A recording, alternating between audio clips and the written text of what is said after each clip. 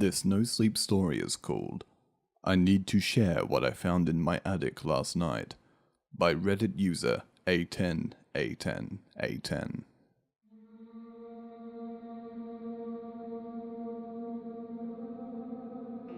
I'm an old man living alone in an old house. My wife and I bought it 10 years ago, just before she passed. I don't know how old it is, but if I had to guess, I'd say around 150 years. It's your typical old house in backcountry in southern United States, surrounded by forest and far from the closest neighbor. There is a lingering musky odor all around this house. I'm not sure if it's from the wood becoming rotten and moldy or if it's extruding from my ever so slowly dying body. Its pipes and floorboards creak just like my old bones and joints. I don't really have anybody in my life. I mean, never had children. I only have one family member left, a brother, but he suffers from dementia and I haven't seen him in ages.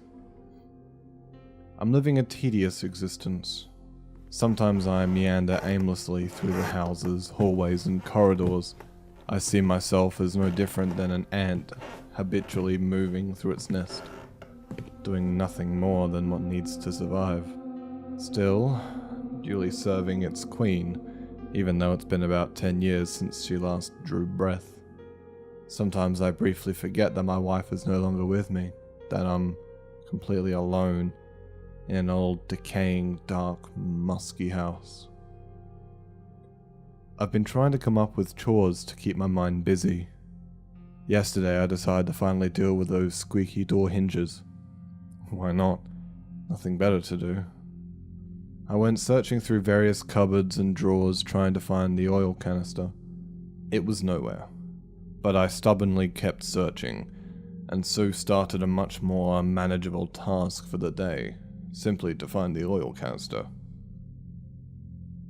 I eventually found myself in the attic going through old boxes. They had stayed in there, unopened for some reason, ever since we first moved in. I found some of our old books, some utensils and cutlery, but no oil canister. And then I saw something else. I actually gasped in excitement. It was a heart-shaped pendant. I remember how widely I smiled. My wife had been looking for this pendant ever since we moved in. She considered it good luck and wore it all the time. She thought she had lost it forever. "Gloria!" I yelled down the stairs. She'd be so happy to know that I found it. I couldn't wait to see her delight. "You wouldn't believe what I just..." But then I stopped. I took in a deep breath. I knew something was off. Something was wrong. But it was only slowly dawning on me, and then I fully remembered. Whenever this happens, it's like going through her death for the first time all over again. Gloria was no longer with me. She hadn't been for a very long time. I hunched over, alone, in a dark, rotting attic, my joints aching in discomfort. I stared at the pendant and I began sobbing.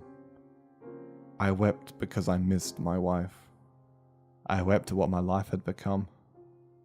But mostly I wept because I knew it would never get any better.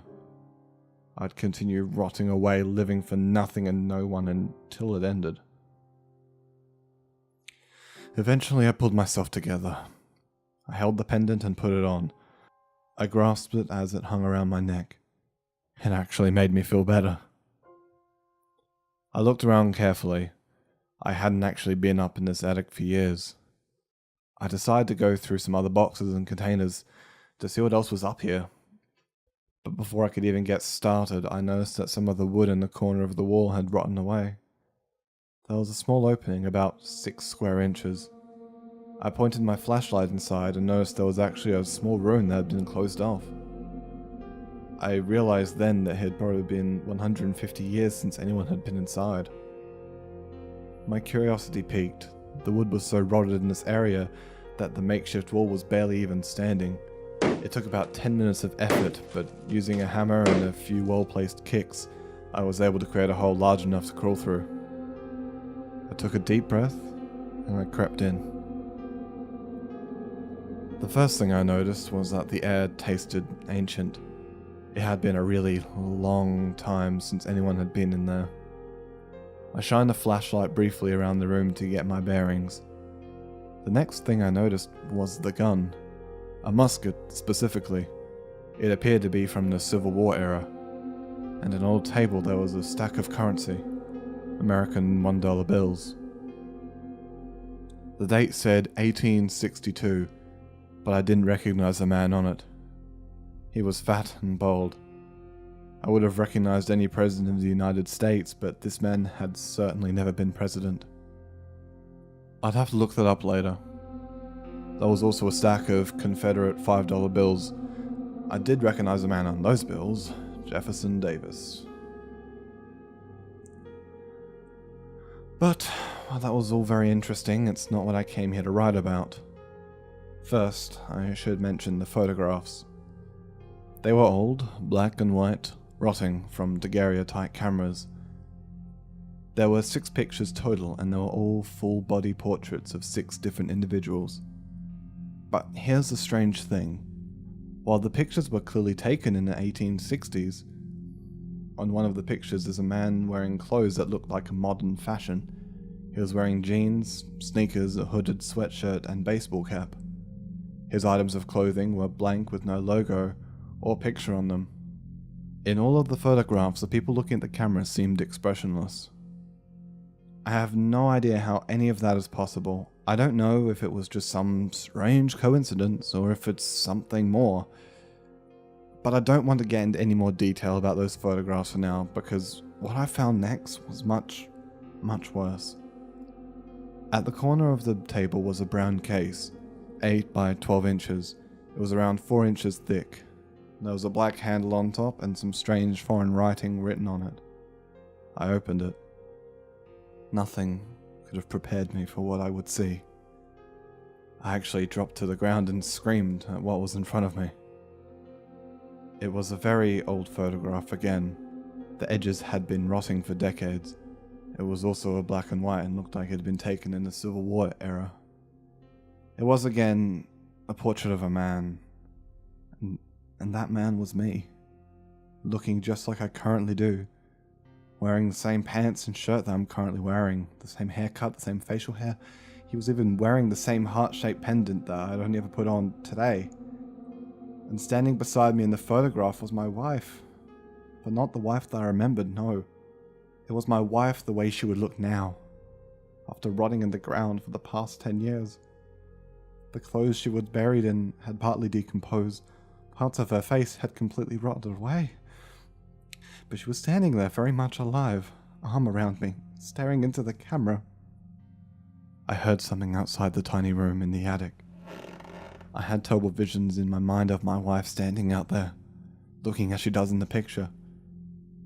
But there was nothing out there. I think my mind was just playing tricks on me. I had been spooked though and decided to leave the attic for the time being, to think about all that's happened. So now the next morning, I may have been scared at first, but I just spent 20 minutes writing this out. I was intending to ask for advice and guidance. Now I feel different, as though, as much as this is terrifying, it's also fascinating.